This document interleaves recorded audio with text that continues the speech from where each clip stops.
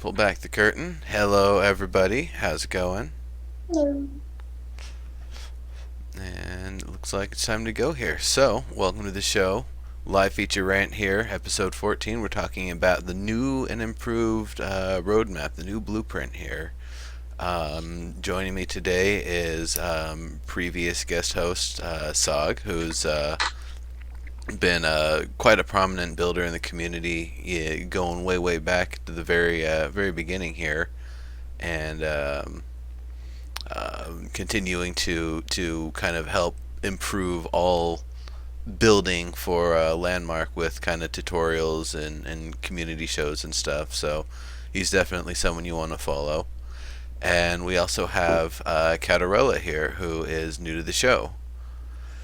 So Catarella also streams and builds and tours around and stuff. So definitely also throw a follow her way. Let me mute something here. That show's over. Um, so Catarella, why don't you tell us a little bit about your kind of background? Like, did you kind of come to the game as an EQ fan, a sandbox person? Just enjoy SOE games, builder. You come from Minecraft. What's your background with this sort of stuff? I actually haven't had a chance to play EQ games, but I've done some MMO stuff. I dabbled with Minecraft, and to be honest, found it lacking in the detail I wanted for building. I'm a designer, so I love the creative part. I love the building part, and was just always looking for the game that would really let me be creative in 3D in a beautiful environment. And when I saw Landmark, I just knew that was it. I fell in love immediately, and it sucked me in, and it sucked me into Twitch and Twitter, which I just ignored completely before. So Landmark has been awesome for me, and finding this community has just been fantastic. Very cool. And it's definitely been great watching your streams and seeing your experiences with the game. So, Thanks. so before we get into the stuff here, and actually before we get into kind of little covering the details of Landmark Live there, I wanted to ask: is combat something that you're looking for coming into the game from being a builder, combat and danger and all that, or are you really happy with just the kind of raw harvest and builder game that it is right now? I'm actually looking forward to the adventure aspect very much. I do like a little bit of risk. I think when you're out gathering, it's cool to have to kill some things. At the end of the day, sometimes you just need to get that aggression out. So I'm looking forward to both. I think there's a place for both, and that it will still be the best building game ever, just with more adventure when that gets added. Cool. All right. So, see a bunch of familiar faces there in chat already. Pretty cool. Hello, everybody. Thanks for coming. I should probably send out that last tweet now that we're actually live. Ooh. Saw you've got some. Damn, both of you have got some serious keyboard mic. Do we? Yeah. That's next on my list. A new streaming mic. Gotcha. Yeah, that's. I found the headset usually works pretty well for that sort of thing. Usually, Yeah. but anyway, so Landmark Live, they ran over a little bit. They always do. Um, but the main things that we kind of got from this episode, there we've got rugs on the way. We've got candles on the way and some other props, bookcases, the bed. I think there are some other things. I think there didn't they say some sci-fi doors at some point. They did say to submit your ideas for that. Okay. So, yeah, definitely. If you have ideas for props or things that you want to have, send them along to. If they don't already have a post, then they'll probably be making one soon. But it'll probably be somewhere in the I guess art section or one of those forums for Landmark, one of the sub forums. There is an awesome thread going right now on textures, by the way, that the art department has chimed in on. People are posting screenshots of textures they really want and discussing different things, so you guys should go check that out. Nice. That's really cool. I'll leave all that for the artistic types. I have that's the hardest part for me about the game anyway. I don't have ideas for new props. I don't have ideas for new textures. I can't even use the ones that we have perfectly. You'd rather just microvoxel, huh? Uh, no, I'm a problem solver, not an artist. I gotcha. That's fun though. That's the fun part because I'm an artist. For me, there can't be enough textures or props in the game, and I'm not nearly as talented when it comes to the microvoxels and the fine detail construction as Tsagh is. So I think it's so cool that we have like all these different types of people in the game that are good at different aspects of it. Yeah, for sure, for sure. Okay, so and candles would be nice. The first thing I thought when I saw those is, oh, those would be great to use for like teeth on like a giant skull or something. I love it. Yeah, it's fantastic. That was honestly probably top of my list on props. So I'm Nice, super happy. awesome, awesome. Yeah, Yeah, I got nothing to add about this. I actually missed the very beginning of Landmark Live. I got back from dinner like 3 minutes late, so I didn't get to see the candles. But They're not I'm red, trying. so that's good. I'm trying to make it work. I'm trying to get to learn. I was playing around with some artistic prop use today, and I think it's much better than having not tried. But we'll see. yeah. Yay, candles! All right. And then the one other thing, and I'm glad they finally revealed it because someone told me yesterday at the H1Z1 event, and I wasn't sure, it'd be trying to not talk about it. The double jump, the feather in a bottle. So, That should be um, fun. yeah, it doesn't stack with lunar anklet, and I'm guessing the other item that increases your jump, that's just for the initial jump. It gives you a second jump though, and I don't know if it halts your velocity and then starts over from there, or if it goes off of your previous velocity.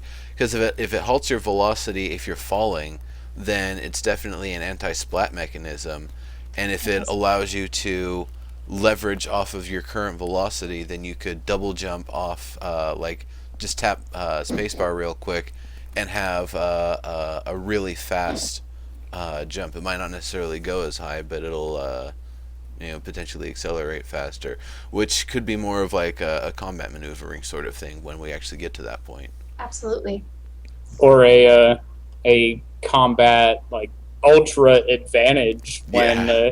that you can never get again after it's done after May. That lunar anklet plus feather in a bottle, like if you just happen to play in April and May and happen to be in touch with Twitch streamers and got these items, then you have the best PvP advantage that ever comes into the game. So basically, just live on Twitch for like the next 6 weeks. Just come hang out with us. We're obsessed and always in the streams. Yeah. The I'm just thinking about like double jumping and people just bunny hopping around with sledgehammers and stuff, just making a big old mess of things. Good times. Of course, that won't be for a while. That won't be for a while because, oops, sorry about that, folks. Um, the update, I think it was all the way down in July when they said combat is potentially going to be coming in. Now, initially they kind of talked about like a combat 1.0, combat 2.0 sort of thing. I think they've scrapped the idea of combat 1.0 and they've just put it all in the full system. And Yeah. that makes sense to me because making some like half-baked combat system just to include danger, it isn't really satisfying and fulfilling the same way having the full system in at the start would actually be. That's true. And things like that, when you put something in half baked, you're going to get a lot of feedback that isn't necessarily useful because it's going to be on a half done system and that's just going to crap up the forums. And Yeah. so it's probably better to just wait until they have things squared away totally.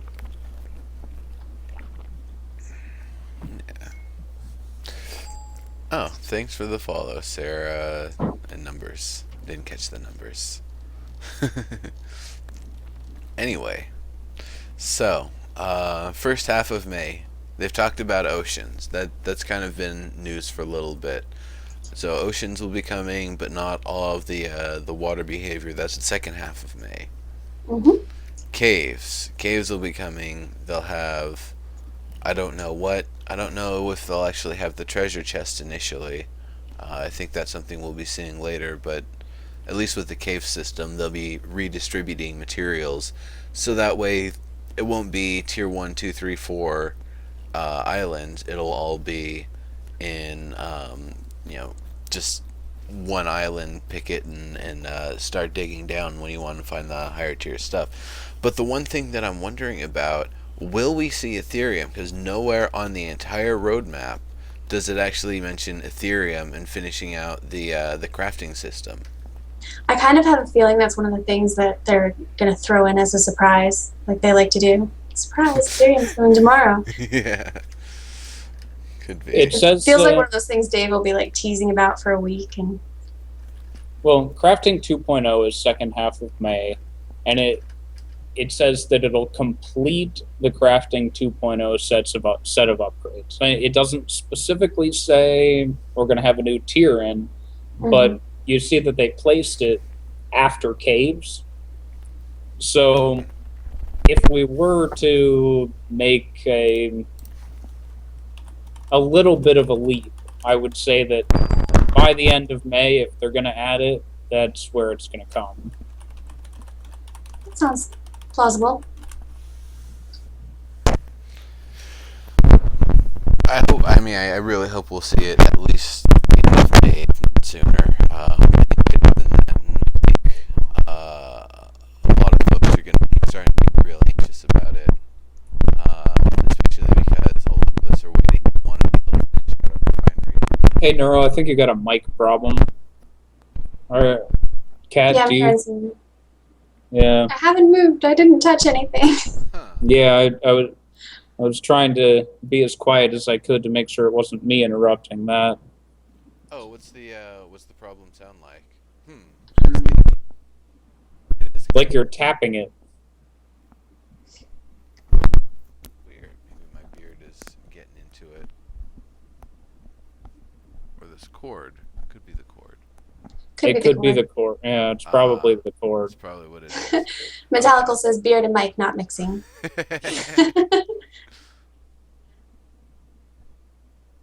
All right. Anyway, but the caves will be really nice to have either way, and they've talked about and they've actually demonstrated a little while back.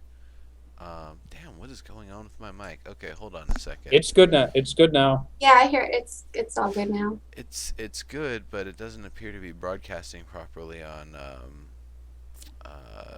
what's it called, on OBS. Oh, weird. Yeah, Technology. seriously.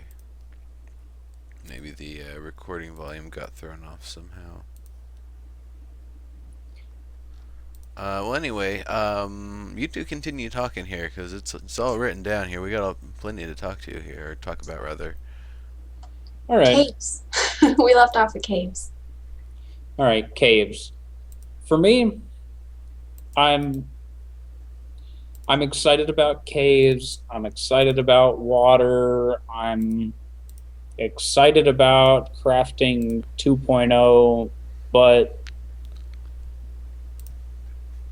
Okay, here we go.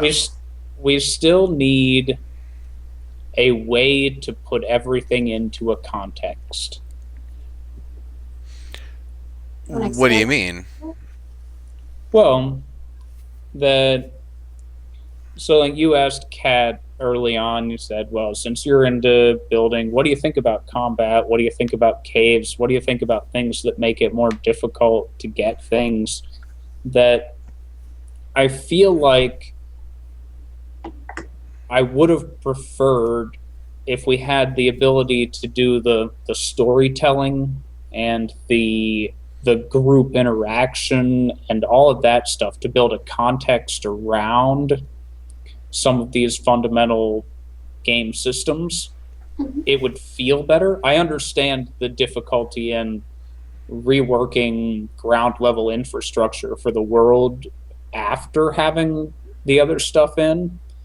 But I can see there being a little bit of a disconnect where your options are hunt for resources, which people are complaining about the amount of time it takes and the difficulty of getting items right now. Yeah. Then it's not going to get easier. And the benefits that we get, what are the benefits? So we get better sound and a slightly more immersive uh, audio visual experience of the world. But in the end, we're still just a static object building game. So So adding you're that thinking, level of difficulty without any context and without any way for players to make it mean something more than just, it's harder to gather now. I think that's a development issue with the features that you're talking about are mostly going to be on the Storybricks end of development, Yeah. Yeah. which isn't in yet. And I think one of the main things that I've seen them mention a couple of times as far as the development timeline is that one of the hardest things they're dealing with is when you get AI involved with a voxel world. It's all new, groundbreaking territory to work with an NPC or anything with AI that is working with a voxel world that's destructible and moving. So that's really one of the things that's in development now, Any untested. any procedural world. Just earlier today, Mhm. the designer of 3089, 4089, and various other games tweeted out how difficult, like, of all the things, making all of the robots follow you through all the different rooms in a procedurally generated world, how, like, absolutely intensely difficult that Yeah. sort of thing is. And I totally believe it, and I can understand, like, a lot of people were hypothesizing the first creatures we're going to see are going to be static, they're not going to move Mhm. anywhere. And that's, totally fair, especially if they're things that fling stuff or spit stuff from at a distance. Sure. A fire breathing piranha plant, I mean chomper. Yeah, and those delays are just part of being like on the very cutting edge, which Landmark absolutely is. So Yeah. And I completely agree, and I understand that there are major technical hurdles, and we have to. And I will personally be patient, and I'll work through it, and I'll find ways to have the most fun I can possibly have in Landmark while waiting for that in. But my question then is knowing that stuff's a long way off, and I know that it's a long way off. I'm Hmm. not thinking it's going to come tomorrow. It might not even be in before the game goes live.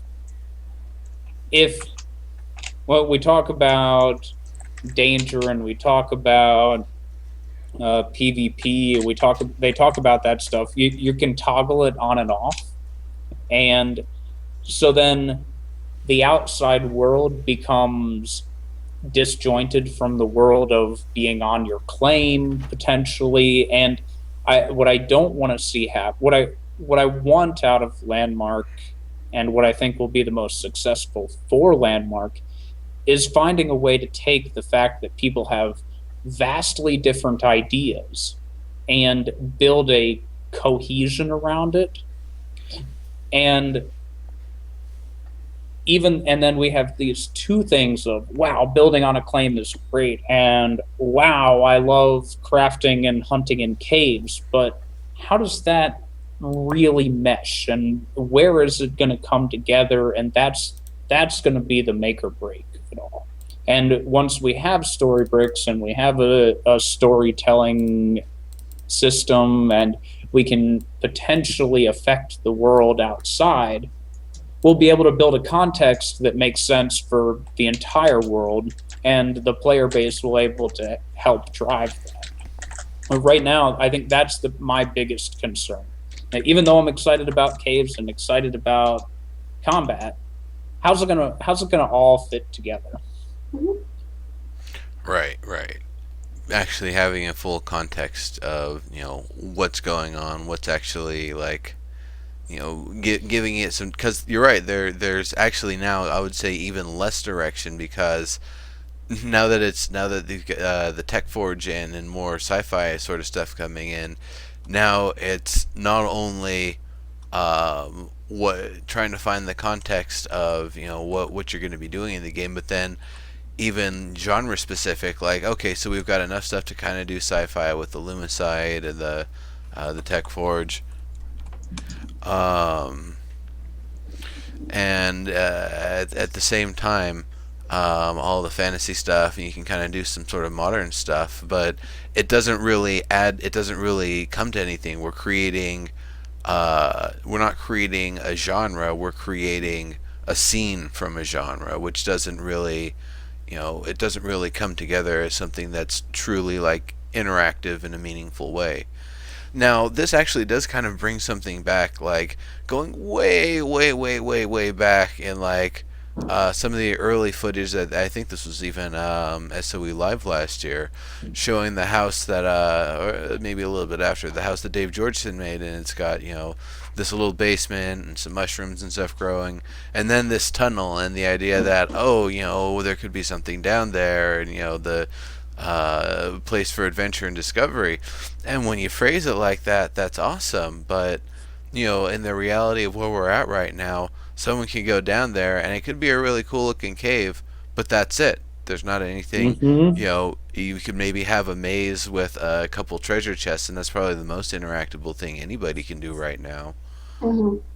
I was talking to some people earlier today, and somebody stopped at a claim and said the claim was exactly one glowing blue orb floating over desert terrain. And I was kind of laughing about it. I said, well, but if I write a story about that, if I create a context for that claim, if there's a reason why that orb is there, it's better than any other claim, no matter It, if the story behind it is there. isn't that That what the can be movie Heavy awesome. Metal's about? Is I it? don't know. I've The actually not seen that movie. that anime. Yeah, it's someone from chat confirmed with me. It wasn't blue. I think it was a green orb. But that's pretty much all the movie was about, was this green orb. And like, it's been a long time since I saw it. But what I kind of remembered was like the different places in time and space where it existed, and like caused all sorts of fucked up shit to happen.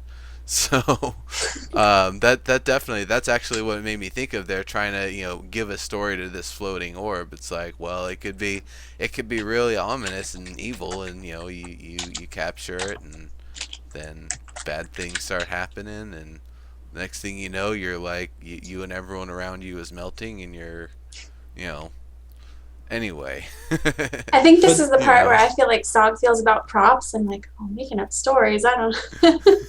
I'll leave that to you guys. I guess, in my opinion, what it means and what it is and what the overall feeling of it uh, conveys is more than visual. And we have a lot of people that are awesome at creating visual experiences. That, but like you said, like Dave says, you go down into this tunnel underneath his claim, and there could be something down there. But I don't have a way to make somebody who walks into a tunnel in the bottom of my claim feel like there's something down there apart from using visual tools. Right. Well, not yet, but I mean, Yeah. and we don't know. Like someone mentioned in chat that the story bricks part of the game really wasn't touched on at all, even in the new blueprint. So that's probably something that'll come well into open beta. And I think it'd be great if they gave us. They've given us some ideas of what they think we'll be able to do, but I think it would be really cool if they gave us a little bit of an update on that in the near future, just even if it's speculative. Absolutely, absolutely. Um, okay, so I mean, there's a lot more here to cover in the blueprint. I mean, we don't even have to go over the entire blueprint. It's a rant. Like that's kind of the point. It doesn't have to be this formal, detailed, structured thing. It's what two out of three of us are drinking beer right now. I have rum. Nice. There we go. Yeah, I got Three out of homebrew. three. No, actually, I'm the one that's not drinking something, and I've just got Oh, water right now. I should probably Yeah, get the keg going. I probably. got the homebrew going, so Nice. gotta I was gotta I, s- enjoy. I was looking. It's like, where's the label? What's the label? No label. Okay. Stop. He needs a label design. Need to get like a yeah. We're gonna have to get a label for it. No, I've got labels, but if I'm the one drinking them, I just reuse the bottles, and then I don't have to clean the label off. But anyway, June is an awesome ranting page. Yeah. Everything about June is rantable. June. Uh, Okay. Scrolling down I, June here. I'm gonna before we do that, I'm just gonna run real quick through the other stuff. So Player Studio, it's been talked about. It'll be great. Awesome. I'm excited. It'll be being able to submit props and things and Yeah. items and pick designs and stuff like that. That'll be a lot of fun. I'm looking I forward wish to that that. they would give us a little bit of a timeline on when we'll be able to submit props, like actual 3D props, and also whether and when we'll be able to submit textures. I think that'd be really cool. Well, they talked about that on Landmark Live, so it'll be at some point. Yeah, Sawgrass Ale label. That's what I was thinking. Yeah. There TM. we go. Okay, so Player Studio, I'm really excited for. Let's see, newbie friendliness. That'll be nice. Just like kind of they say quick fixes and plus or minus kind of quality of life sorts of things, and it's nice. It'll be good to have those things in. Chat needs an overhaul so bad. but Bit tear off chat panes. Oh, yes, That please. Yeah, thank you. If And like seriously. that's click to coming, reply, yeah. please. Mhm. Yeah. Blue and bitmappy. Bitmappy was a phrase that some folks particularly liked from the end of the first half of May there. All right, second half of May, customer service tools. Great. So we're finally going to be able to call in the dick hammers. Mm-hmm. That's been a long time in the waiting here. Crafting 2.0, more stuff about. They're going to have the full upgrade system, which I don't know if that means all of the stuff that they currently have, being able to upgrade it, like rings and all of that. You know, what it's right now. It's just picks, axes, pulverizers, and was it grapplers? Was the other one Sickles. sickles? Goals, yeah. So yeah, grapplers, rings, and that sort of stuff. That should be nice to see. And I wonder if we'll actually have, It's an awesome hashtag in chat. yeah, um, the ability to actually upgrade that jump item to get it close to the quality of a lunar anklet. At the legendary maxed out state. That'd be interesting. Or if it would be like you only get 6 jump, but you get like 10% fall damage mitigation or something else. Yeah. Could be After interesting. having the lunar anklet, I can't go back. I think everyone should have something comparable. Absolutely. I actually only use it when I'm doing mobility, and I have an alt character that I've just got 2 messenger signet. I forgot how fun it is to run like the T1000. It's great. Like you go really, really, really fast. Just 2 common quality messenger signet, and I'll you have to just try that. like you go super fast. I'm waiting If you for. Go ahead. two messenger signets and a fast grappler that you're just hitting the ground a little bit in front of you, Yeah. pulling you along as you go, and that's how the people like in my stream how they win the races. I was just They- gonna say they that's a just tip for the foot races, fly. isn't it? Yeah. Yeah, Daystars, Lunar Anklet is terrible for building. I still use it while I build, but it's bad.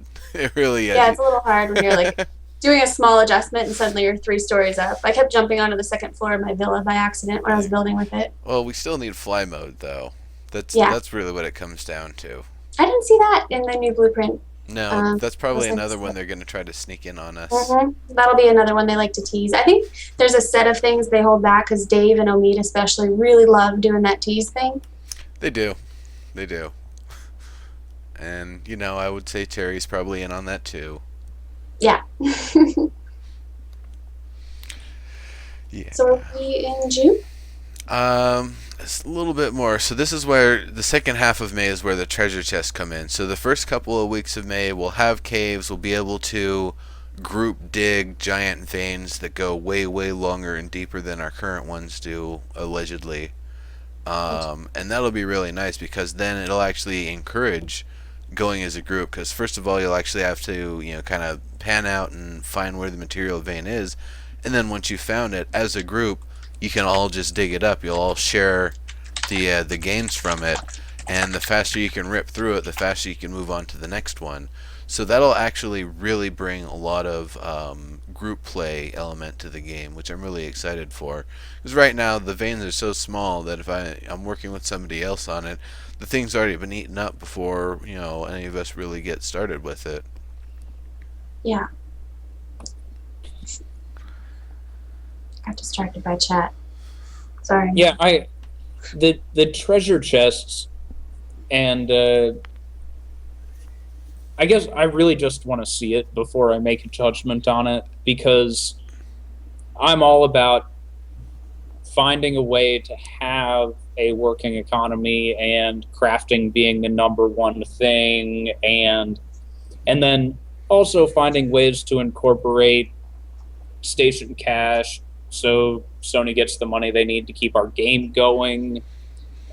I Yeah, I I think this. I want to see how loot works before I make any judgment, Sure. because Right. it could be a ton of fun and add a whole great element to the game, or it could be this superfluous thing. We don't have any real details. Like Shadow Spawn says, please no completed items in treasure And I chests. can already confirm that that's not how it's going to be, because they've said a lot of how you're going to find certain rarer items, or not necessarily rarer items, but being able to come across an item that's blue or orange quality that you didn't have to craft. Those are going to be found in treasure chests randomly throughout the world. So So it'll they're probably be something we can craft anyway, just yeah. better. So it might be something. There might be some exclusivity that maybe the only place you can find a 6 upgrade slot item is in a treasure chest, Mhm. or maybe there's certain enchantments that you can only either find on items from a treasure chest or from the altars when they finally add that system in. And that's another thing with, and I don't remember if they mentioned it, but they talk about the crafting system being finished later on, but they don't really mention altars, and I'm wondering, well, aren't altars basically going to be the imbuing system? I mean, isn't that They haven't really given many details at all on the imbuing system, so I think that could be where they're hiding in this could whole be, plan. could be.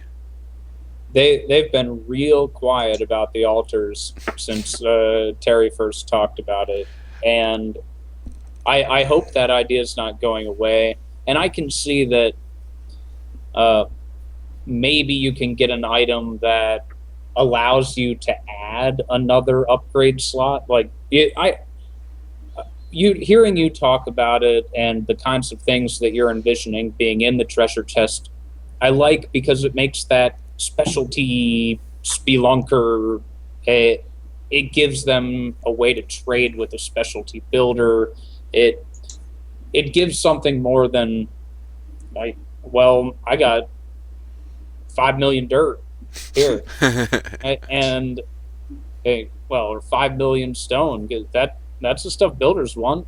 They don't want 5 million diamond. I need 5 million dirt for my build, and right now that's what a gatherer does. They go out and they get dirt, and they help people get picks and axes for people that don't use their picks and axes. And but if there are these other items that can only be found while out and exploring, it gives them a way to increase their value and increase the perception of a gatherer in the world as well. Uh, Absolutely.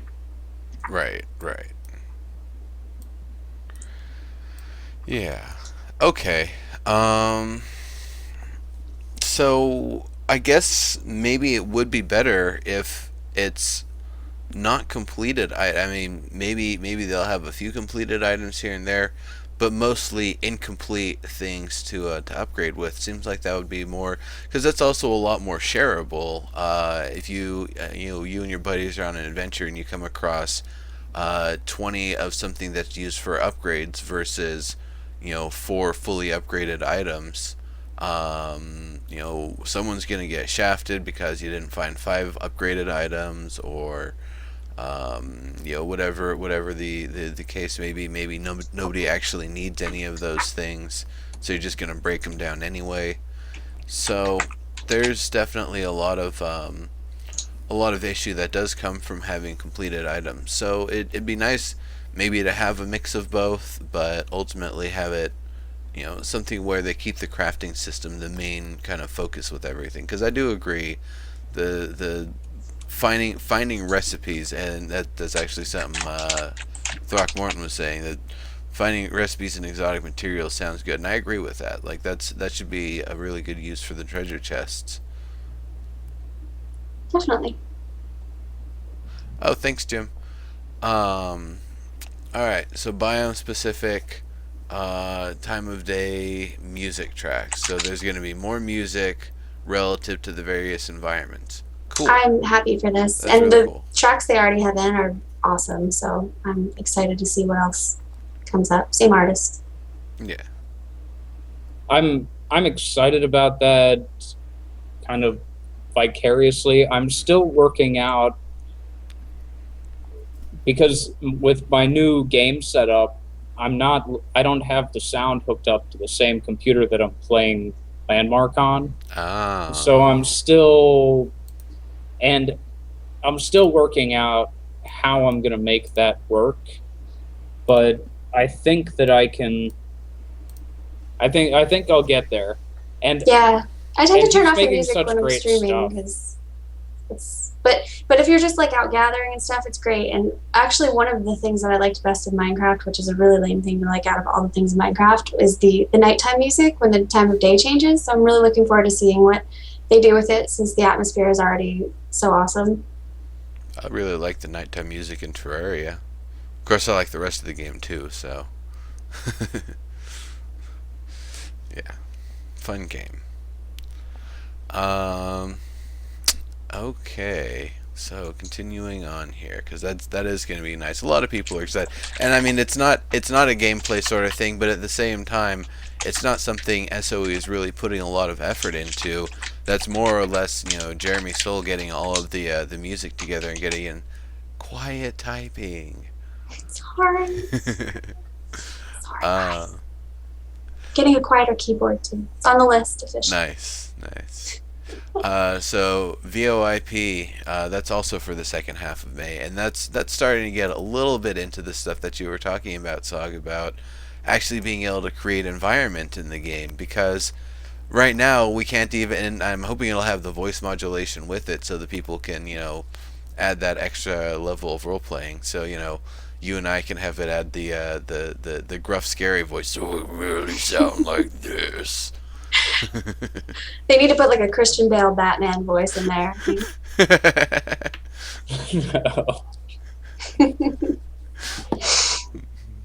I'll use that I one. think it'll be good, and I'm hoping that I never played EQ2 when that was in, and I've heard that it worked pretty well, but I've never played a game where I've used in-game VoIP. I'm hoping that it works out. Yeah, welcome to Sorry. my house, people. That was the sound I made when I couldn't log on today. Yeah, that was weird. They resolved that. There was definitely some issue going on though with the login system. I'm sure related to the update that they did. Yeah. Um, All right, so let's just see if we can continue on through. Kick the baby. Don't kick the baby.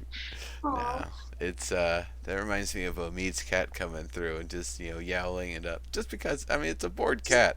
I don't know Yeah. if it's actually deaf like he says, or if it's just like my cat. He'll be like yowling down the hallway, I woke but the baby with my typing. I'm sorry, Zog. yeah, no, it's not a deaf cat, but of course in this case, babies are babies. They're basically like drunk old people. You can't really control anything you do, but you totally got to be responsible Drunk for old people. them. No way, I'm not responsible for drunk old people. Wait, is he talking about us? No, no, and it's the comparison that babies are like drunk old people. So, and that'll be another funny thing, I guess, with the VoIP is like how much people are going to try to push the voice modulation or even use it in conjunction with their own voice modulation to really make it sound silly. I didn't think of that. That would be interesting.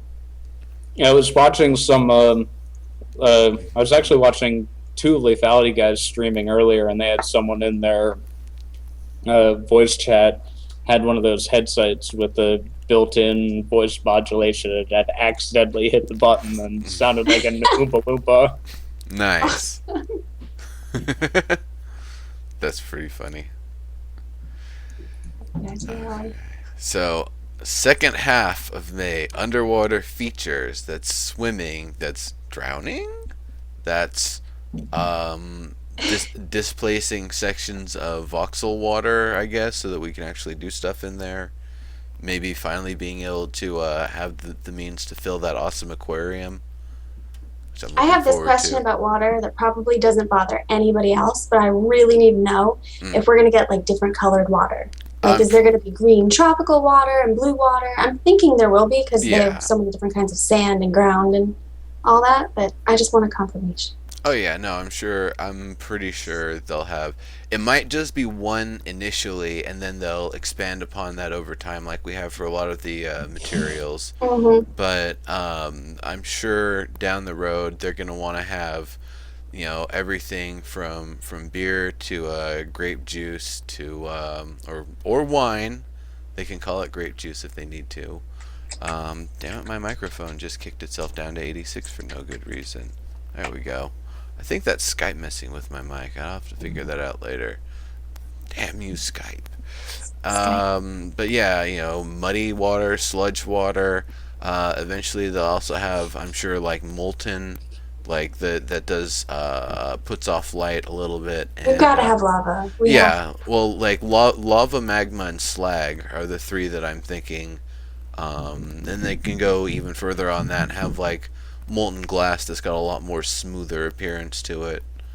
I actually personally know someone who won't play Landmark until there's lava so that they can come burn down my house. So I'm really But hoping for that. it's not gonna work like that. Like, Shh, don't tell. okay, okay, all right, all right, all right. You should just build a crap shack somewhere and say, oh yeah, this is my Oh, yeah. house. This is my mansion. Come burn it down. Okay, so underwater features will be nice. Map improvements. There'll be a mini map. Yeah. Sorry, I get lost like every 2 seconds, so this is the highlight of my Landmark. Even with the compass, sometimes I'll have to open the map 2 or 3 times because I find myself kind of doing the Nautilus around Yeah. the point I'm actually trying to get to. Plus, then you see, like, no, it's like, oh, shiny. And you have to go mine or grab a tree, and then you're completely out of line. And just, Yeah, yeah. Can I just make sure that I have numbers and arrows telling me exactly where I'm supposed to go and exactly Yeah. what I'm I'm just going to need supposed a to do GPS next? voice That would just be telling me, nice. turn left at the palm tree. Like, just need it really dumbed down for people like me. But you can turn it off, because I know there are some people that really didn't want a mini map. And so they've already said that you'll be able to turn it off. So that's nice. Mhm. I'm hoping we get some more customization in general in the UI once that all gets tweaked. Yeah, Thefry, minimap will help racing a lot. If you guys haven't done a race, the races are pretty fun. Wildstar Quest arrows. If anyone's played Wildstar, that is like the ultimate me-proof game because if you click on the quest, it's just instant arrows like that point you in the right direction. You can do it as many times as you want. That's kind of what I need like in every game. That would be a Arc little over the line in Landmark, maybe. There, Arcades is like that too. An arcade, you have a little bit of you have an arrow on the ground in front of you. You have multiple Perfect. pointing exactly where you're supposed to go for all of the okay. quests in No, your list. there's even better. I believe it was Atlantica Online where you can tell it to go to an NPC. Your character will auto run through the world. It What? had really amazing pathing to get you to Like through all the mountains and NPC. No, no, it would oh, it'll well, go around them. it would go like around on a proper path It's the amazing. entire distance, and because I'm pretty sure nothing aggroes and all combat is optional, you don't actually have to fight anything. It's just running around learning this weird like revisionist ancient Chinese history myth thing, and maybe fighting if you want to, maybe not. It was weird. I wasn't quite into it. I don't play it anymore.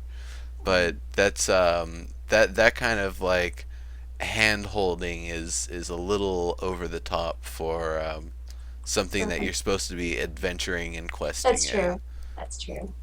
It's things are going to be procedural. You're not going to enter a cave and be like, okay, where's This where's way. where's my cave? Where's the tour guide at? Yeah.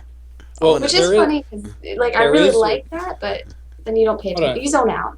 Sorry, there sorry. is a place for this in Landmark, and but it's going to come differently. It's going to come when people are building their own quest environments and their own dungeons on claims, and because the world isn't fully cohesive, and there are pockets of activity, and there's like big variations in genre across the landscape. I bring up Ardwolf a lot in my talking. It's a mud that is very similar. It's a whole lot of user generated content, user generated quests, but at the center hub in Ardwolf, you like request a quest from somebody, an NPC, and it randomly pulls one that a user generated area has uploaded to the database, and it randomly gives you this quest. So your next thing to do in the game is to go do this user generated content. So then having that kind of AI or even just a teleport to take you there, so specifically applying to Landmark, that kind of thing would be great to at least get you to the correct quest area, and as a way to let you know what's going on places. It's already hard to see all of the great things that people are building. I was for 4 hours earlier today. I saw 3 or 4 people's claims, and they all requested that I saw their claim, and I didn't see anything in between. I I don't have a time set up like Castles and Crap Shacks where I'm only touring. I maybe need to do that just so that I ensure that I just so that I do see more. But once a lot of the other features are in, having that kind of like run through the world, or and even having a run through the world option would be nice because you could kind of walk by and you see something out of the corner and you're like, hey, I want to go back there. There may even be a place for on rails travel in Landmark specifically, when I wouldn't suggest that for a traditional MMORPG. And Right. they have mentioned the ley lines, and now in the map update on the new blueprint, they did mention waypoints. So we'll have to see what that all entails. And they did improve the gallery today. It's paginated now, so it doesn't take like 3 days to load a page, which should help people who are searching through that to see new places. One thing I think, like, it is an MMO, but it's definitely a sandbox first when I think about it. Like, Mm-hmm. if we take Minecraft and we had, 500 servers that you could teleport in between all of them, and all of them had the same character login information in common, and all of that sort of stuff. That's basically Landmark, Yeah. but that I don't know if they would actually try to call that an MMO or if it was just the new and improved interactive, engaging Minecraft experience. And I don't think they're ever going to try anything like that. But it's definitely it's a sandbox first more than anything else. So having something where you've got a tour on a track, like the idea of something on a track, it reminds me of the very beginning of Half-Life One, where you're getting the whole tour basically of Black Mesa while you're on the cart on the way to where it's going to drop you off to do your work.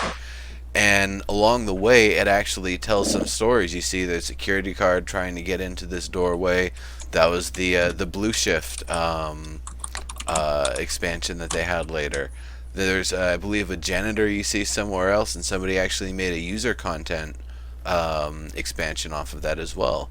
So that's a lot of storytelling, having something on a track, because you're giving the player the ability to see things that are going on, but take away their ability to interact with it and have it be something that they have to go back to later. So that totally works for if you've got a mine cart or something that the character gets into, and it takes them to the bottom of this mountain and they have to fight their way back up. That would be perfect. That would be really, really awesome, and they'd be able to see various things along the way as the mine cart's moving down. That would kind of clue them in onto what's going on.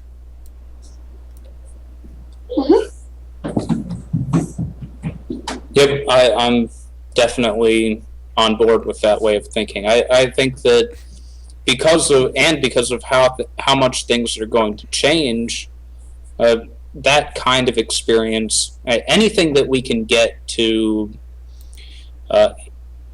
increase visibility of user generated content without without it being those of us who really put ourselves out there, and we're all over Twitch and we're all over Twitter and we're posting all over the forums. There has to be another way. And I think that some sort of on rails travel might be a good way to, catch a glimpse, get that interest, and make people want to go hunt for neat and interesting things.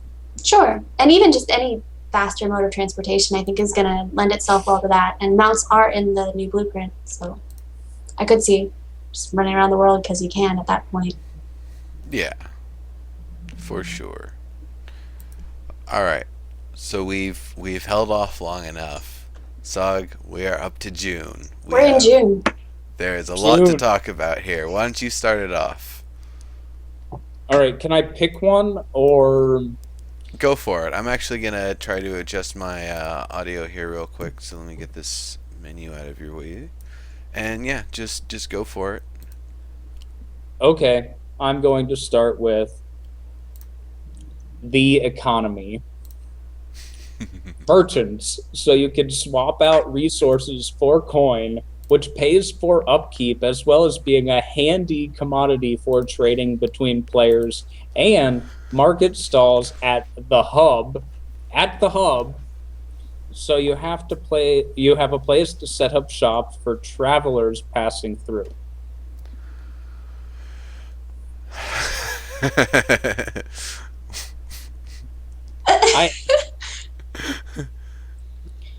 Okay, I want to start with number one. Okay. What in May makes trading in Landmark valuable? That's my question. Because that's when I agree. I want economy. I want trading. I want ease of trade. Why do we need to trade in Landmark right now? Why do we need vendors to do it? Is I think a good question, because we can just use chat channels and barter right now, and it's just fine. There are some awesome people. There's an entire guild. There's some Layspring people that are working on some awesome ideas for player-driven trade and exchange rates and all of this wonderful potential emergent gameplay. What they put in the economy right here shatters it all but it doesn't even. I want the answer to the beginning question. Why do I need to trade for things? Why what when there's zero. Recipes, when we actually have to find them, is there's That's okay, what I'm thinking. recipes when we need to be able to find them. The restored and damaged artifacts, because those are probably always going to be kind of hard to find. Loot Maybe and people are gonna chests. just build refining stations. They're like, fuck it. All I'm gonna do all day is build tier 3 refining stations and sell those to people for top dollar. That's I could definitely see people trying to do that. Actually, Trendane had talked about that months ago on Into the Portal, as someone that's their trade, is just crafting station vendor. And I can see some of the merit with getting the currency system and such in, but at the same time I can see how keeping it to a barter system and letting people try to figure out the value on their own would really probably be the best way, because it would prevent any sort of currency based exploitation. Because when I think about currency in the real world, you're trading a good or a product of some sort for a piece of paper. And when I trade someone a piece of paper and I receive a good for it, yeah, I feel smart. But when I do work for someone and I'm only given a piece of paper as my reward for it, it's like, well, now I kind of feel like an idiot, because this is just a piece of paper. It has a certain cash value, but in H1Z1 it's just toilet paper. I was So gonna say too. I don't have like a huge frame of reference for this, but I think about like in WoW when you see like people still trying to independently sell certain things or trade um, help with encounters for certain items. I think you're still going to see a lot of that independent trading and personal connection and things like that. I think you're still going to see people looking for help building maybe and trade for materials. I don't think that system is necessarily going to kill all of that element. or if it's So something that's really meaningful enough, they'll try to bribe the person, or hire them with like station cash. Be Mm-hmm. like, I got a 15 station cash card, or I've got 30 station cash. One now to accept and get started, and then the other one when you finish, or however. Yeah, and So it could be a system for there's certain people that are naturally going to gravitate towards the groups that you're talking about, Sog, and there's certain people that get into game that are maybe never going to go there and are going to need maybe a way to put a value on things or trade in-game coin versus raw resources because they don't know the value. So I think there might be a market for it even outside of all the cool player-generated things that we're seeing happen. but let's go back yeah. to the first question. Hmm. Why, like, we talk about the potential for finding recipes. We talk about, but we're really just speculating. We need a little That's bit true. of more information about crafting 2.0 and what is there to do in the game. You can be a gatherer or you can be a builder right now. And eventually that's going to expand when they put in adventurer type classes and combat classes. And there are going to be more items. But right now, how much time does it take me with no help from anybody? And I'm not in a position where I have no help from anybody. But how long does it take me if I start playing the game and I don't even talk to anybody to get everything that I could possibly want on my own the way things are now? 30, 40 hours of gameplay? I was gonna say a lean 20 hours. I, Uh, I, I'm extending it. I could probably do it. I could pull an overnight knowing the system. If yeah. I didn't know the system, but I know exactly what I need to do. I know the shortcuts. I can have all my crafting stations and I can be pretty close to legendary, at least have a legendary pick probably in 20 hours. And then at 25, I get my legendary, or 25, 26, I get my legendary axe that I may not even want because I've got a blue axe and it's like 120, 120, and I tear down forests. Yeah. Uh, And, and and it yes, depends on what kind of player you are too, because not everyone is going to jump into game and really even necessarily care about that stuff. I came into the game not knowing anybody at all. I didn't have anyone to help, so I was literally lost. I Googled a lot for the first 5 hours that I played. Excuse me, and it literally took me about 10 hours, I'd say, of gameplay to get where I wanted to be, just so that I had the basic building tools. And now that's changing because they're going to just give those to new players. So it'll be even shorter than that. If you're just coming into the game to build, which I think some people may be, then it's shorter. If you're coming into the game from an MMO perspective and you want the best gear you can have, then it's going to take longer. So that will vary super widely depending on what kind of player you are, too. Yeah. So Iclithid says the key phrase that I used was "as it is now," and that is the key phrase because the point, one of the points, is that we don't have the information of the backbone for, like, they talk about putting in the economy, but I want to know what I want to know what there is to trade for. Well, I guess another thing to think about with all this is that our character starts complete. Now, what I mean by that is we know all of the stuff. We have all of the blueprints for everything initially. We have all of the skills for everything because there is no skill system, there is no proficiency system. So we're all complete, we're all finished. It's just an item progression right now, which means everybody can potentially have the exact same everything, except the one difference is some people can build awesome stuff and some people can't. And that's really the only difference, is a player skill for building sort of thing. Other than that, we're all exactly on the same level playing field. And even that sort of stuff with the swap meets and, all the tutorials and people, I've seen you help a lot of people on their builds.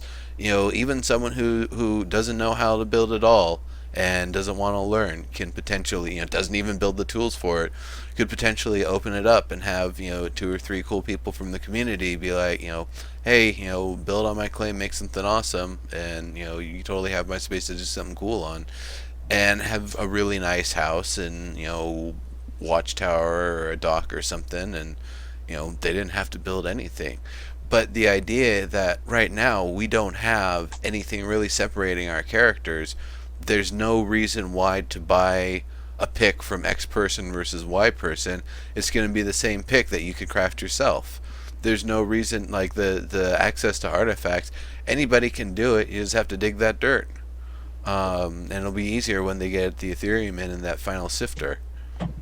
There's also players too, though, that have really limited time during the week to play, and then there's people like me that are massively impatient. And if there's a quick way for me to get something, I'm gonna do it. If it gets me back to doing what I want to do in the game, I think that's just gonna come into terms of like what people are most interested in, and I think there's enough diversity that it'll work out pretty well in the end. But I'm an optimist. I mean, it could also come down to players just forsaking the currency system itself and be like, no, I'm not going to trade for currency. You got to trade materials for materials. I only use currency for my upkeep, and I got plenty. Yeah. So that could definitely be the way, and I would actually endorse something like that from the players for us to assign our own value. On one hand, it kind of makes me think of the Stone of Jordan situation in Diablo 2, where the money is so worthless that you have to pick an item that's worthwhile and make that the new currency basically, which is, it's hilarious, but if that's how it's got to be, that's how it's got to be, I guess. Well, have you guys seen the work that LLC Guild did, and they put out with assigning values to resources based on getting a whole bunch of data for how long it took people to find a specific number of it, and that some of the most valuable resources in the game are tin and agate, and I just can't imagine the balancing there when creating an in-game currency that's made just by selling stuff to a vendor is I don't know how that's balanced well. I don't know how it's going to work out. Diggs talks here about selling tools for in-game coin, but if I'm making tools and I make a bad tool, we're going to have salvage. and I Hmm. want to salvage because I want those specific things back. And if I salvage, I should get a better exchange rate than if I'm selling to a vendor anyway. So where and I'm going to say I can be convinced on this. I'm not completely stuck in my ways. I'm not like putting my foot down saying I will never touch an in-game currency. I will not use that. Well, then you're not going But to be able to upkeep. I mean, apart from upkeep, but why? What what value is it adding?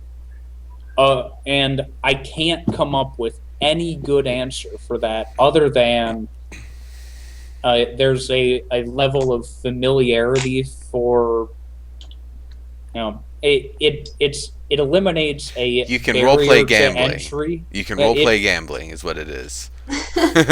Yeah, well, that's that's you could RP gamble. You can gamble sausages any night of the week, yeah. but at that is something, but it may only be a barrier eliminating a barrier to entry into the community so that it's good for new players where they don't have to learn the exchange rate, and that might be it. But at this when eliminating that barrier takes away from some of the learning and feeling like you're becoming part of something and then really getting involved and like that day in a game when you realize that how the community works. You play around in a game as you start and you're playing on your own and you're a complete noob and people are running by and you don't necessarily want to talk to them because you don't know how to say anything intelligent. You run And by and then wave and run off because you're too yeah, shy to talk to them, like I did. and then you and then eventually you're like, oh yes, I am a part of this. I got it, and I think there's value to that, at least for me. Maybe other people get turned off more quickly. There's one thing I'm thinking about with this. Think of the amount of materials, the resources it takes to get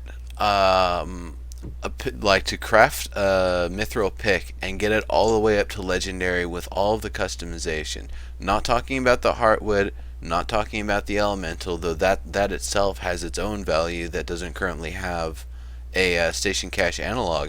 But if you count out all the materials it takes to go from just starting to craft the pick to having it all the way legendary, and you price that out in station cash, I mean that's not a cheap item. So the idea that we're going to have the market stalls, the one other thing I'm wondering, are we going to be able to sell items just station cash? Like this pick, it's a $15 pick. Don't worry, you'll know where that money goes when you start digging through the world like a madman. You know, that's Could be. I don't know. What Ruby is, what, 30K for $5. yeah, That and you're going to use a and lot of it to get something up to legendary. Because it's you will use a lot. That you're right. you You got to will use restore you got to restore the power source, restore the artifact, you got to restore the relics. So that's potentially 7 things to restore, and then fitting all of those in. Each fitting has its own set of materials on top of the crafting of the Mhm. item itself, and it's really a absolute ton of materials. And once again, that's not even talking about the elementals. I happen to have just shit tons of, like, I think I have over 2,000 elemental rubicite right now, and I've even been using a bunch of it, just because I maxed out my discovery and I've been harvesting a lot. But later day stars. But it's I imagine those are going to be even more expensive per unit than the voxel version by a long shot. Yeah. And then when PvP comes in, there will be a market for the best of crafted tools. So like Malice says, his legendary pick would not be cheap, and that's true because it's like what 310, 90, 290 or something like it's a really good legendary Yeah. pick. He posted the numbers and for a pick, right now, okay, my pick's not that good, but I can. I've got 100 speed and 300 size, and I just like tunnel a hole bigger than my character and Yeah. go right through. It doesn't matter. I don't. I'm not looking for that little bit of. I'm not. I have no desire to min max my pick. Right. Yeah, But I'm kind of right there when with you. when PvP comes in, Different That's a different story. story. it's Yeah, going to be completely different. And that might be when player economy really kicks off. It's going to be exactly. uh, there. It's going to be centered around these interactive things and competition. Yeah, I think it just might be the economy. Your big question, I think, is just we're missing pieces right now. I think there will be a value to it for sure, and I don't think it'll stamp out the community aspects, but I think we're just missing pieces. Yeah. You made me think of something Bruce Lee was saying about board breaking. Oh, boards don't hit back. Yeah, no, trees don't Trees hit don't hit back. back. Yeah, No, exactly. they're not a threat in PvP, and it's not like H1Z1 where you have to chop it down before the zombie swarm hones in on the sound of your hatchet and then you're dead. You know, with all the things we have, you're just gonna be able to jump and grapple your way over any sort of slow lumbering mass of zombies, and it'd be hilarious. But it'd be just like, ah, ha, ha, there's a bunch of Fun. you, and now you're somewhere you weren't before, and I'm not there anymore. And you guys look like a bunch of assholes. Awesome. So that's the that's I'm 100% with you on waiting till PvP to really start trying to push the stats.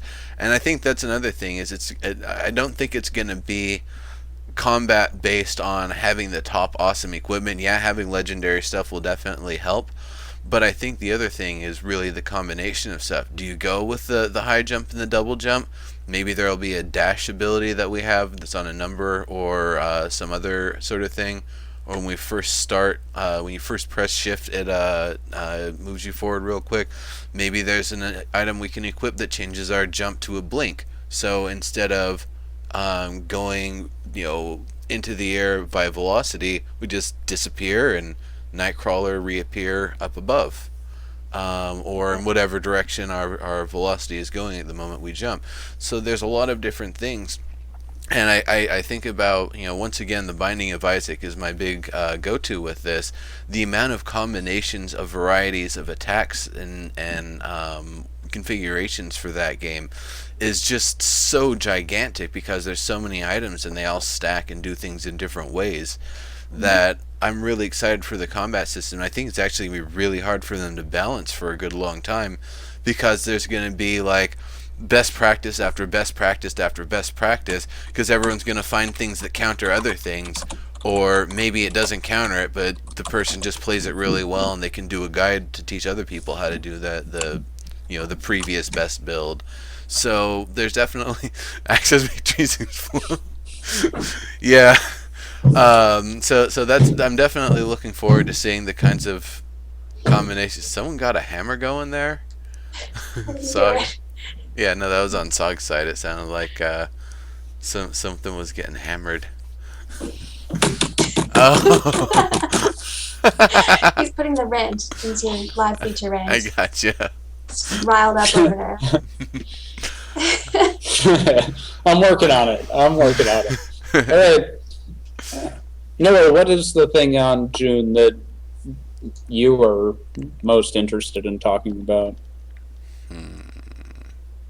Probably recipes and achievements or the social system. Both are like pretty big deals. I think social system is going to be a lot more like a big quality of life plus adding some more stuff. I don't think that's when we're going to see SOE mode, but really the recipes and achievements is stuff that I'm excited because that's once again that's where we're actually going to start seeing the variation from one character to the next, even if it's just what you found and somebody else hasn't. Um, it's still something where it starts to actually create the need for an economy or create the need for exchange to go on. And I hope that there's going to be, maybe it's something that's hidden to us, or maybe they just didn't bother to do it with the current items, but something where with weapons and equipment, it isn't you craft a mithril sword, but you craft a mithril blade, an amaranthine pommel. You've got rubicite things to help balance it and take care of the harmonic resonance so your hand isn't ringing when you whack something. And having different variations. Maybe you want a shorter blade, so you'll need different configurations of other things. Maybe you want something that can take a fire enchantment, so instead you use red lumicite for the handle or something. So They there, need to put you on the weapons team, Neuro. You got this down. Actually, I wrote a document a while back that's way detailed. Most people didn't read it because it was like 50,000 characters, but it's yeah, no, I definitely want to see a high level of detail and variation, and it could be something they introduce later on too. They could not necessarily break the current items, but make it that all of the current items get extrapolated into something that they could then be broken down to smaller parts and mixed around. But that'll be probably way later on if that's something that they're gonna do. Yeah, Damien, 50K. That's it. Yeah, you definitely send it to Iclifid. Yeah, He's the kind of was to guy. read your He dissertation. will read the whole thing, and and he will enjoy it, and probably have some good talking points on it too. He's probably even a good guest to have on here one of these days. Cool. So recipes and achievements. I like the achievement thing. Because I think that it's going to bring people together. That's why I like it. The kind of thing that Locke talks about, where how you make things social. So, Kat is an artist. She's a good artist. She has vision, and she wants to play on her claim. But there is a roadblock to getting that done that involves needing to get in. That means she needs to get involved with other people so that you can get the achievement to unlock things. They talked about already tying achievements to things like getting another claim flag. Like you need to have so many achievement points or have a specific achievement to be able to do that. Yeah. And people may think that they're just roadblocks, but if the roadblocks are not roadblocks, but they're detours into social interaction, that's awesome. If they're just like a stop, time sink, wait, okay, you got it, that's nothing. But if it's a detour to opening you up to a whole new group of people and getting more involved in the community and bringing everyone together in seek of an achievement to unlock the ability to do something else on your own, that can be fantastic. That's true. I do think because, I mean, there are just, like I said, different types of players, and some people are maybe not going to have a huge group to play with. So as long as they have like some mechanism for players who aren't necessarily involved in giant groups too, I think as long as you foster a healthy sense of community, but make it fair for people who are maybe the introverted players, the hermits, then, that's all good. Yeah. Neuro's typing quietly. Yeah. No, it was audio book form. Yeah. No, I should probably narrate them because it is a lot to read. Yeah. Yeah. Okay.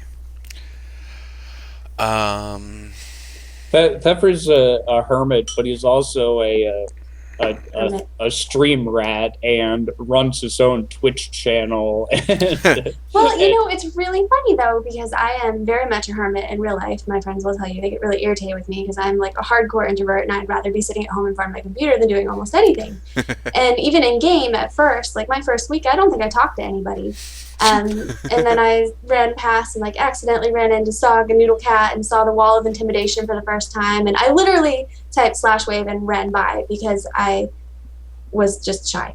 And then I found Tsagh's Twitch, and that was like my first introduction to the community. And this is like more social interaction than I get in real life.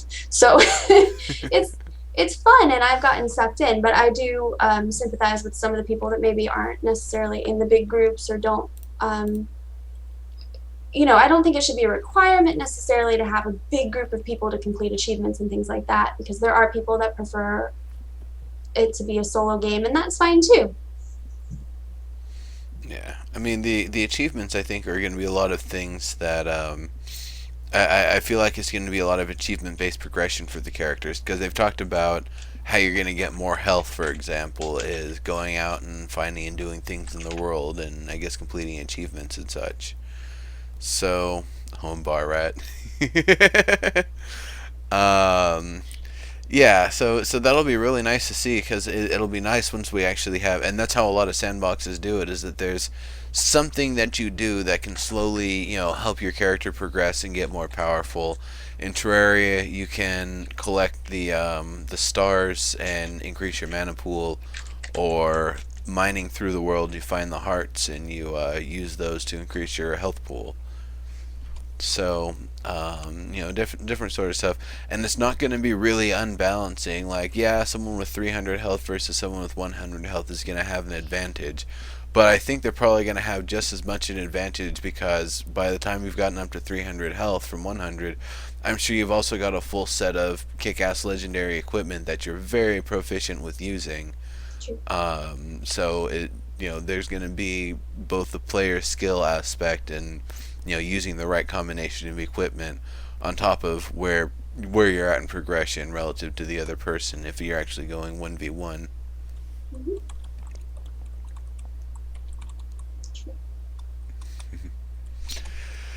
I'm Um, trying to type quietly. yeah, no, I'm trying. it's definitely a lot better. I think I'm Okay. most excited for the social system updates in June. The chat, as it is now, just kills me. Typing slash whisper, getting your slash R's hijacked constantly. Like, just a couple of updates would make that so much more livable, and I would be thrilled. Yeah, I know exactly what you're talking about. That stuff. I was just having a conversation the other day where I had to keep just retyping all the names. Or actually, you can press up and go to the previous message, so that kind of helps a little. But I did notice that, but even having to spell people's names right to like slash whisper and type it on, I'm hopeless. yeah, yeah, Takes me about 3 tries. it'll be nice when they get those features in, Yeah. and actually being able to organize in a semi-permanent group rather than party and then party's done. Okay, see you people whenever. Yeah. For the things that I do in game, having to wait until sometime in June for guild support is a continuation of hardship. That I put out a Twitter post like explaining what my day is like regarding Landmark, and there are a lot of people in this chat and Cat and Neuro. Landmark is like a full-time job for me. It is my full-time job, and having that social system stuff would save me hours out of my week would be better. That's true. You have a lot of conversations going at once. Oh yeah, when you were talking to me earlier, saying getting for me to come here, I was talking to Kat about our what I'm going to be building on her claim later. I was at the same time talking to somebody who made this really neat, like, log cabin style roof out of microvoxels that he wanted me to see. And, they were just, I had I had a list of things that were going on, and I was waiting on my wife to reply to tell me I could be here for 2 hours with you before agreeing. Right, right. I gotcha. But yeah, when I'm in game, there's I may not be building anything, but there's always someone next on my /R list that I need to get back to these days. Yeah, I'm Wow. terrible with chat. I actually say in my stream all the time, I apologize if I don't answer a whisper. I just suck at chat. I'm sorry. Until they fix it, kind of I'm a 50%er. Gotcha. Woo the Gotcha. operator. Who's That's gonna be the great. operator? Nice.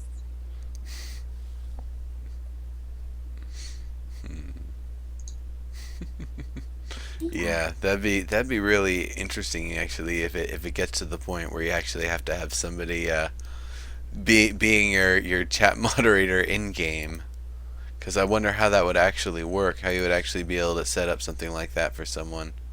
I don't know. I need a yeah. I like the idea though, and I would have Woo. Woo can be my operator for sure. Uh, I don't want to be taking over for you here, Neuro. But what is Kat's favorite or most wanting to talk about thing in June? Oh, voxel water. I can't make my pool complete until we get Yeah, real voxel water. yeah. No, I believe you. And I'm wondering how that's going to work. I'm wondering if there will be physics involved with it. It'd be really cool to know because I've seen so many people build like gorgeous fountains that they're doing with like the aquamarine now and stuff. I can tell you what we do know and what we don't know.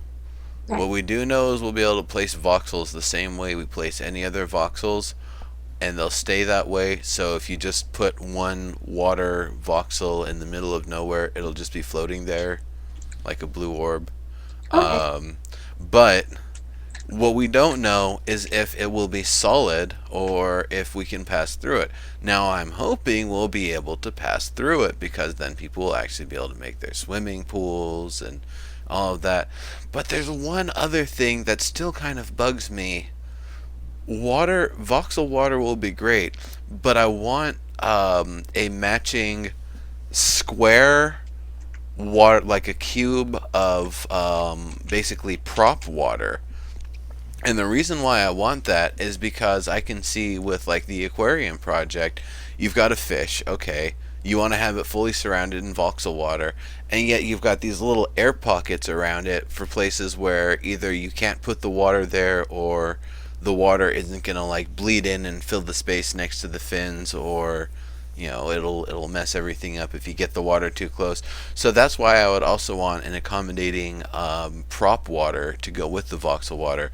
So if you have something that's really detailed that you want inside the water, you can actually just kind of cheat that section of water so it doesn't have any prop or voxel interaction rather. Clearly, we just need swimming prop fish Well, to interact with voxel water. there was a technique that Schrodinger cat and Mythek, I think it came up with, and it was on EQ Hammer today with the video where you can basically paint things. You can paint air and turn it into something else without warping the surroundings. And there are ways to add the water in there. My thing is, if water is fundamentally a texture, a visual appearance of the way that light interacts with it, plus a physical interaction toggle. I don't think it's as much a texture as it is a volume. Well, that texture for the display, it's going to be there are going to be there are two parts to it. For displaying it, it's just like it's like a texture. It's going to the shape of the voxel is going to have the same parameters as any other one. It's just going to look different. But the second parameter of it is going to be, well, how a player model interacts with it. And that's that it moves more slowly and you could swim through it. So what else can you do with that? Can you in some old David Eddings books, there were some like people that could move through rock. Wait, wouldn't it be neat if there was a skill that you could like swim in rock?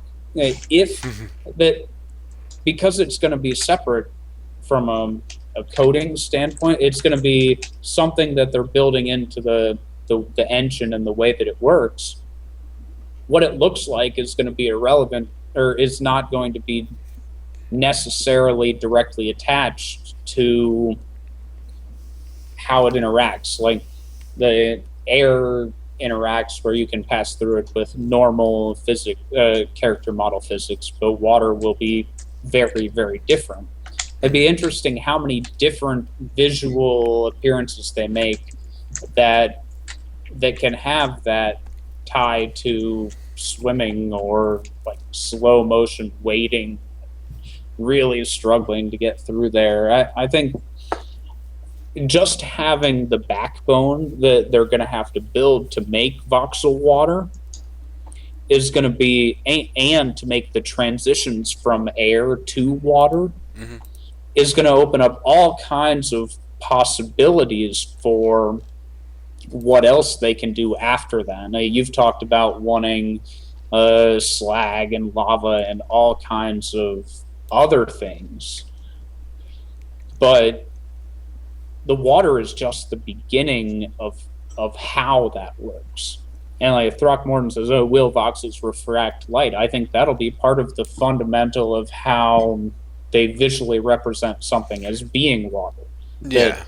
Well, that's what it is. Like I was saying, it is absolutely, it has to be a volume, because where rock has, on this side and this side of a wall of rock, there's nothing in between. The computer is told, don't draw that space, don't render that space, don't worry about that space.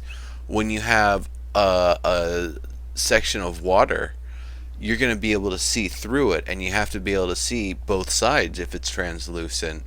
Um, Distortion, and probably. so you're right that there's probably going to have to be diffraction, as light passes through it, and having that as something that, so that can actually create other things, because I'm sure a lot of people will then, even when voxel glass comes along, they might prefer a window that's voxel water plus the glass prop, because it'll have this really cool kind of, flowy look to it.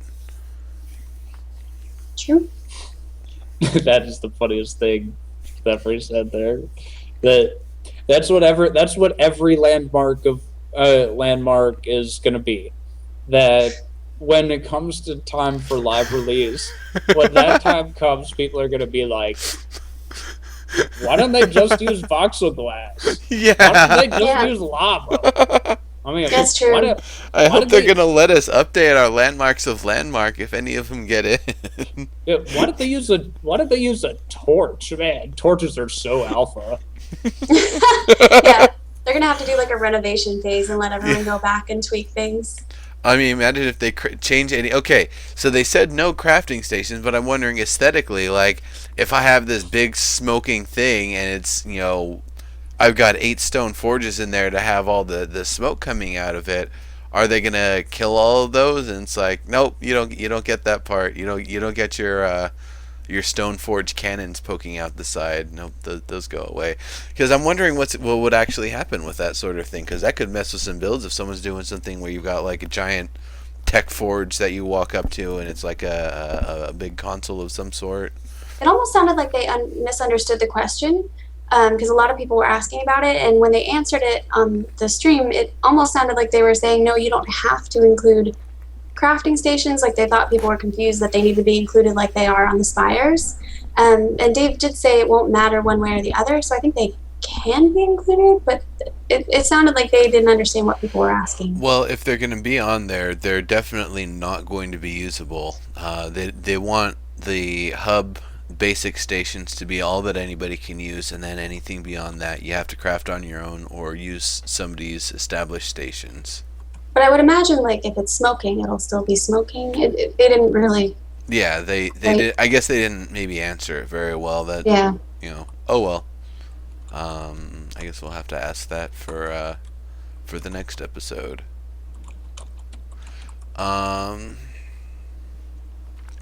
so back to the list here. Death. Death is in is in June. So we will apparently have death before we'll have combat.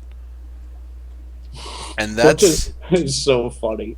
it's I really think that's something we should probably as a community have them do all at the same time, because there's no point to having death without combat other than punishing players in a sandbox where there's no enemies, and that's just silly. I'm wondering if combat encompasses like everything, like environmental mobs and things like that. Because we've seen like the Chomper monster, for example, Hmm. and Dave's mentioned a couple times like, oh, I didn't really put when certain monsters will be in and things like that. I'm wondering if things like that could be causing death before combat comes in. Well, And then of course there's fall damage, but we're gonna see death and recipes in June, which means we'll be able to start getting the recipes to make our equipment, and we'll be able to fall to our death. But that's it. The only thing we're fighting against is long distances and gravity. Um, Damn you, so gravity! yeah, I'll damn beat you. you. Yes, we'll find some way to fight gravity and win. I just hope you can still slide down mountains because that's really cool. Yeah, If yeah. it's a certain type of slope, that's awesome. Well, yeah, I'm pretty sure they want to have that sliding mechanic. It's so long as you aren't breaking contact with the ground, I think is what they want to do. Yeah. But if you jump halfway through that slide and then No more jumping off Sog's tower. yeah, no, I'm not gonna. I don't think I can have my splat claim anymore. At least if I am, it's gonna be I don't know. You have to get I really better good with have that grapple. I better Good have fly reflexes. mode. I better Yeah. have fly mode. Yeah, we'll see if that comes in crafting 2.0 in May. I'll bet they do add in some more accessories when they've got them done. They've got quite a few accessories done, I'm sure. Yeah. But yeah, it is weird because they also said we'll be adding shields. Is that like you have kind of like the feather in a bottle? Do I have a damage shield that I can craft so that I know that I'm falling off, and right before I hit the bottom, I activate my damage shield and it'll absorb so much damage depending on the level of that accessory? Or there, it seems like they're looking into ways that they can make avoiding dying when you fall. Was the WoW boss Archimond in Mount Hyjal that he did this thing where he launched you up into he launched one member of the 25-man raid up into the air, and you had to be able to hit your skill before you hit the ground so that you didn't die. And if one person in the 25-man raid died, he got a buff that basically wiped everybody. So it seems like they're adding in some pretty neat additions with it. I mean, because this is 2 sentences on death, and it's a whole lot of hints in 2 sentences. Yeah. Yeah. Tease, tease, tease.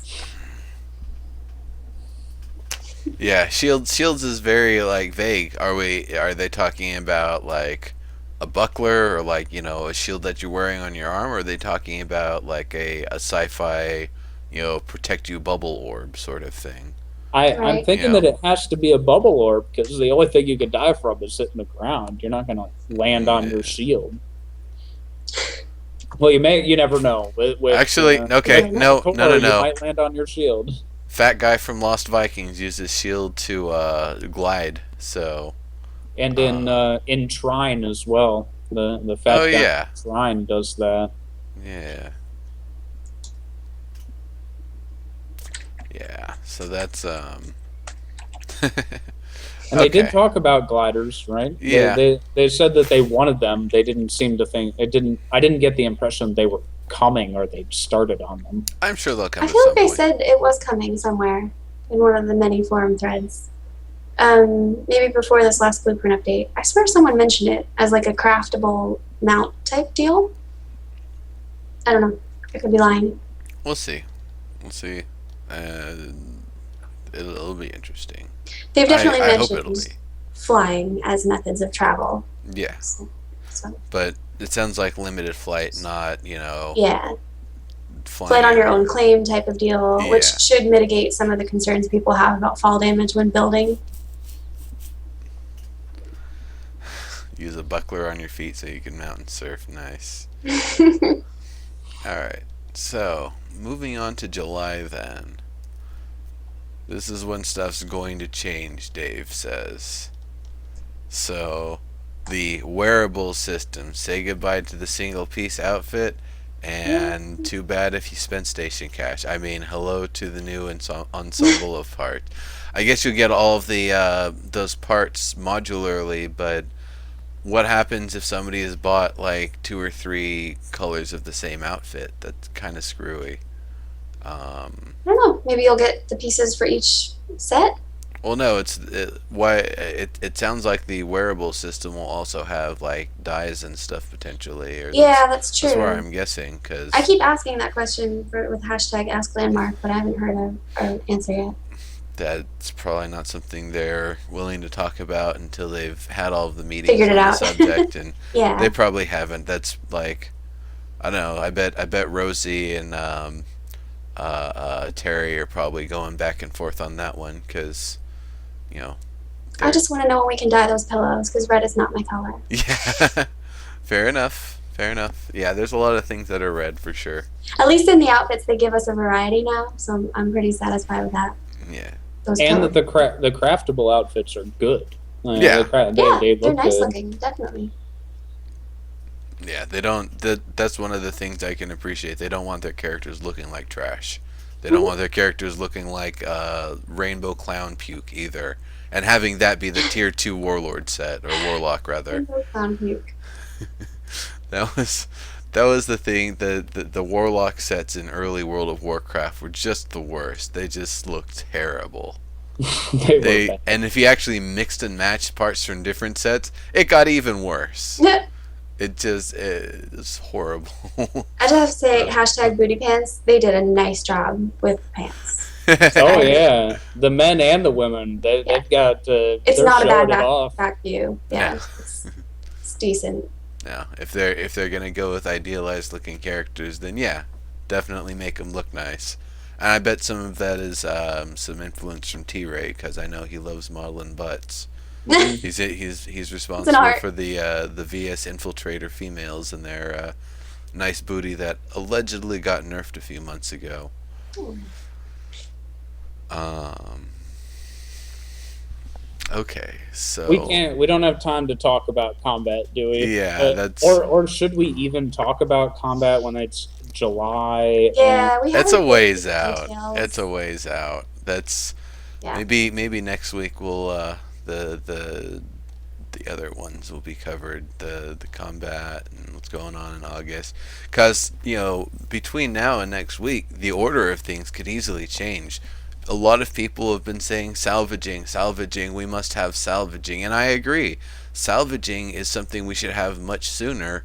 We have a lot of people who have full inventories of stuff, and if there's no reason you feel like playing because your inventory is full and you've already harvested however much, I can understand that being a big letdown for someone. So I can't remember who it is. I can just click over on Twitter here real quick.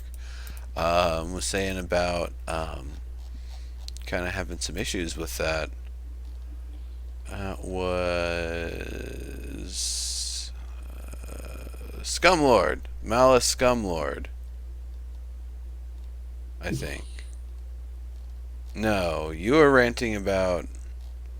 Oh, never mind. I think I just haven't run into that issue because I made like one mithril pick and just haven't bothered. My Different thing styles.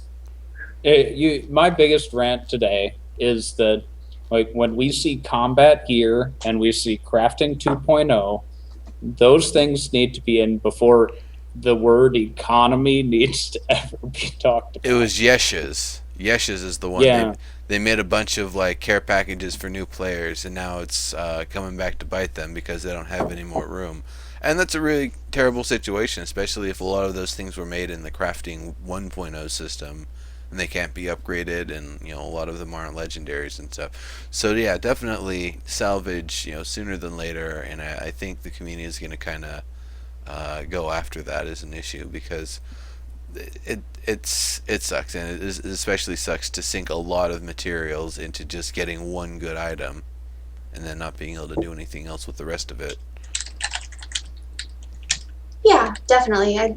I agree that it's something that needs to go in sooner rather than later. But And they from a never development talk. standpoint, They did not talk about this at all, even when they talked about Claims 2.0 of adjusting the claim privilege system for two things. One, I know that the for me and being involved in a lot of community builds, it would be nice to have more than one person able to alter the privileges, the build privileges of who can have them. oh yeah, Even just a small group of people that are involved. Sunday, I was going to help on a community build with some awesome people, but the one person that needed to give me privileges didn't log in for a day and a half, and I didn't have them, so I couldn't do what I was hoping to do. And it's been in the other way for me, where I feel like I have to be online at a specific minute that might be difficult for me. And then on the other side, it's the people that want to protect the swap meets. This is a real hot topic that I don't want to get too involved in the conversation about. I don't want to pick a side or anything, but there are people that are really strongly pushing for ways to help the privileges and make them more conducive to hosting that kind of event. Being here's able to divide sections of a claim, that you can work on this section but not that section, sort of thing, would be great. Kat, I cut you off. no, that's okay. I was just gonna say one of my big issues here, and I know that it's a hot topic, and people are. It's awful that people are griefing things. And yeah, that's terrible. But one of the things is like I come from a developer background, so I guess I sympathize a lot with some of like understanding how complex it is to implement some of these systems. So when they say we've heard you, we're working on it, I get a little frustrated when the forums are like constantly blowing up and people are Yeah. mobbing. Like to me, it stresses me out because I just see like angry clients Yeah, from a no. developer background. I And know the feeling too. and I Dave get you. said, but I think they could possibly do a better job of, I don't know if it's sticky posts or because not everyone follows Twitter. And sometimes when they mention, hey guys, we've heard you, not everyone hears that. And I think it lends itself to these kind of things blowing up a little bit more. And they've definitely said that somebody in the forums made a super detailed post on claim permissions and that they actually took that to the team that was working on that and said, hey, we need to do this. So it's not that they're not listening to us. I think a lot of people maybe just don't quite see the timelines behind the scenes, and it's super complex what they're working with. Right. Right. Okay. Um so while I could definitely go on for another 2 hours, but it's only a 2 hour show, and I can't reserve any more of Sog's time because he's got so. No, I've actually got other landmark commitments. Oh, that's right, you do. I've He's got got to come a build my trellis That's right. I, That's I've got right. a in an I've got hour. In I an got a hour. late spring meeting for 1 hour after this, and then in 1 hour on my channel, I'll be working on Kat's claim. I didn't even know Kat was going to be the other guest here I didn't today. either. Yeah, I didn't either until We- like. We already Yeah. had plans to be working together in an hour on a stream, and It's I that just kind got of so much Cat in one day. day. I'm sorry. Nice. Overwhelming. All right. So, yeah, and if I didn't mention earlier, if you haven't been watching the stuff roll by below our names here, we are all live streamers. Follow all of us. Tsagh has been he's been really awesome with getting out there and helping people and doing a pretty good schedule of stuff. So definitely check his stuff out. And also, Catarella's been doing a lot of building and stuff recently, and a lot of seen a lot of cool stuff. So definitely come on over, follow, say what's up every now and then, hang out, cause good times to be had on both, and you can probably find, plus or minus all of us on each other's channels at various times throughout the week. So Mm-hmm. we're around.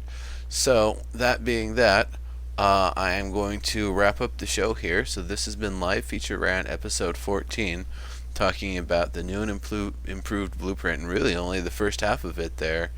And we'll probably be continuing with the next half next week. We're going to be having Era Gaming and Diggs, hopefully. So that should be pretty cool. And both of them, Era is, I believe, streaming right now. She just hit 2,000 followers. But anyway, this has been Live Feature Rant.